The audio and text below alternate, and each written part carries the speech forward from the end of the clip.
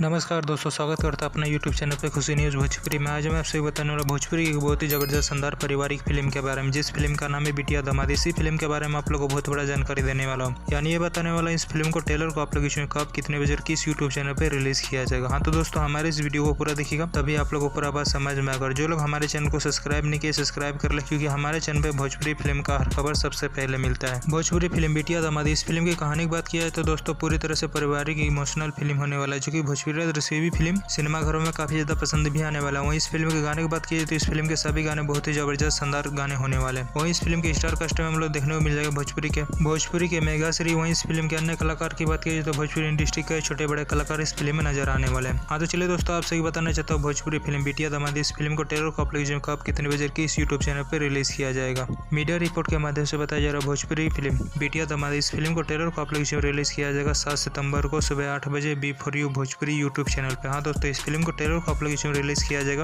आज सुबह 8 बजे B4U भोजपुरी यूट्यूब चैनल पे। एक बार जरूर इस फिल्म को ट्रेलर को देखिएगा, बहुत ही जबरदस्त शानदार पारिवारिक ट्रेलर होने वाला है। हाँ तो दोस्तों, हमारे इस वीडियो को पूरा देखिएगा, तभी आप लोगों को पूरा बात समझ। और दोस्तों, ये वीडियो आप लोगों को पसंद आए तो ज़्यादा से ज़्यादा लाइक करें, सब्सक्राइब करें। धन्यवाद दोस्तों।